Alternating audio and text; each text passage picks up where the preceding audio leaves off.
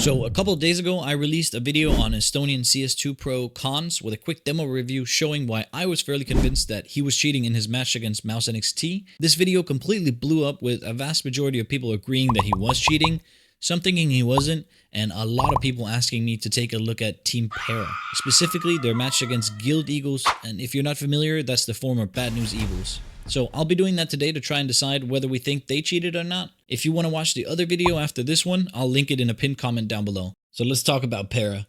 After the game, Juan Flatro was pretty vocal with his opinion that PERA was cheating, and he tweeted this: "Unacceptable. So many teams doing it 100% obvious. Does anyone even give a fuck about it? Whoa." Another pro, Smuya, backed him up by responding, "Losing to cheaters in 2024 for Pro League spots? I feel for you, bro."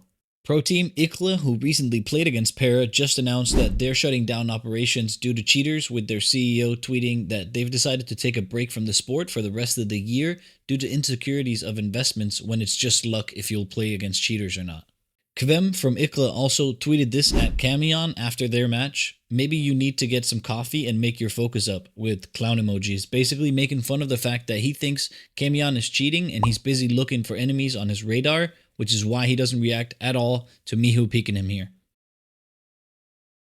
Now, let's take a look at the actual game to decide for ourselves. So, here we are in the first round on the first map of Mirage. MSN is going to spot a few players here and then have a look at how fast PERA are to completely commit to a full rotation even though they don't actually spot the bomb. Spotting 3 players and then instantly full rotation. But here we are at about the same point in the round. Certainly not proof of anything. And here we're going to also see Poria lean towards A a little bit until they hear the bomb go down on B. Second round, the following round, similar situation. Guild Eagles are going to be flooding into B. Camion is going to hear at least 2 players and multiple flashes coming over as well. This time, however, they're going to be much more diligent in checking angles around the map, like top mid. They're going to be holding A. This is a round that if they were cheating, they'd probably be fine giving it up, but let's have a look here at DGL and CT spawn.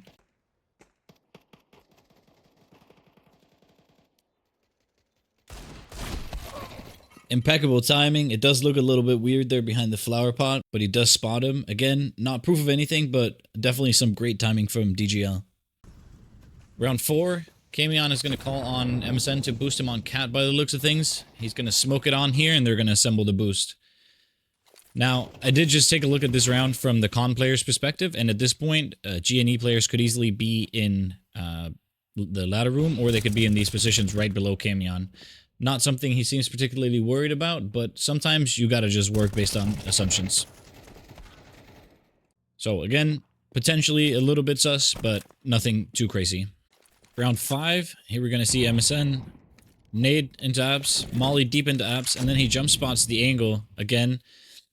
So right now, technically, he knows that there's no one in front of this fire, right? Yet, we're still going to see Camion here throwing a nade that they should know for a fact is not going to hit anybody. Now, again, this is certainly not proof of anything. It's not blatant proof that they're cheating, but I will say that Camion throwing that nade when they know no one is in front of the fire feels a little bit like something someone might do if they're trying to hide the fact that they know where everyone is. Not something we usually see pros doing, but scenario was just there, and it might just be a case of poor communication. Let's skip ahead to round 12, and I will say this one looked very strange to me. Here we're going to see Camion rotate through jungle, through CT. So he just went through jungle. Aronson connector, he knows no one's coming through from the A site to the connector, or to the jungle position here. So Camion is still going to check behind him as if someone could potentially come out the murder hole, even though they know no one is in jungle. But there is a smoke down in front of him, not all that much else he could be doing. It just feels a little bit like an alibi clear to me. So now he's going to push up close to the right side of the smoke. Scenario starts to walk through the smoke. He backs off, readjusts his position and aim. Scenario walks through the smoke and he kills him. Let's have another look at that. Looks very strange to me. Have a look for yourself and you can decide.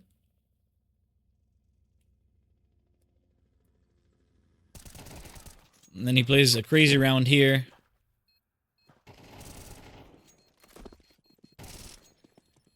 And just barely misses the defuse because he doesn't have a kit. All in all, looked very strange to me. You can decide for yourself. Moving on to Ancient, here we are in round 3. I know quite a few people were talking about this round from Aaron, so let's have a look. By the way, if you're enjoying this video, please hit the subscribe button for more CS2 related content, and while you're at it, if you could hit that like button for the algorithm, I'd really appreciate it. He knows from his teammates that a mid push is coming through, so he mollies the cave.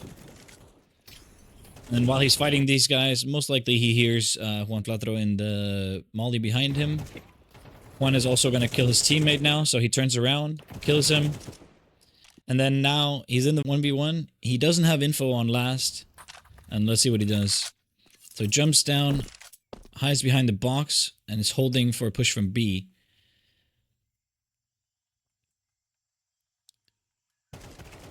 If I had seen only this clip, I'd say it was just a really great play from Aaron. But in the context, I can see why someone might think this was a little bit too good of a read. Nothing too suspicious. Honestly, I think he had info on everything except for the last guy. It could potentially just be a good read. He is hidden from mid.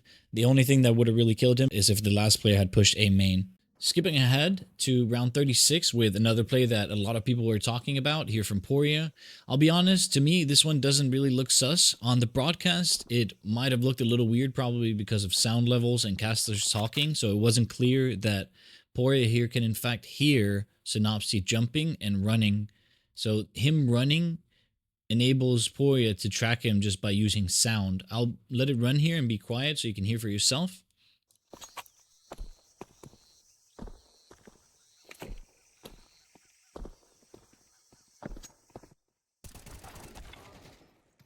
So he does miss the kill. It does look a little bit crazy with no sound, but I don't personally find this one to be all that suspicious. Round number 40 here from Camion that people also wanted me to take a look at. Here he's holding for an A push. We can see Regon is pushing in. He kills him. Fast forward a little bit. And he's going to perfectly anticipate yet another A push, this time from Synopsy. So he starts getting stationary, holding the angle at the perfect time here. Gets a second kill. They push into the site. They end up winning the round. I'd say, honestly, for me, this one is another clip where if I'd only seen this, I'd say it just looks like a great read from Camion. But again, in the context, I can see why some people would find this suspicious for sure. Here we are in round 44. Again, a clip that I've seen a lot of people refer to. Here we're going to see Regon. He's pushing the smoke. So PERA is going to nade the smoke in mid here. They have their AWP posted and ready to take a peek as soon as they blow that smoke. And it just kind of happens that Regon is in the smoke. They get a free kill onto him. Honestly, looking at the way that everybody's reacting to this, I can't really say that it looks all that crazy to me. Now, following this, we're going to see DGL here checking behind. Again, looks a little bit crazy, but at the same time, they haven't really had control outside of B for a while. So him checking behind really doesn't seem all that crazy to me.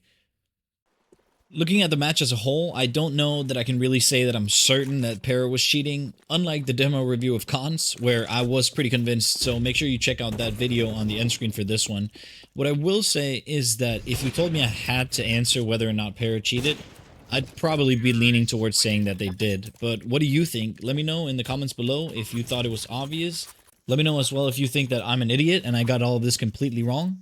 That's it. I'm leaving. Peace.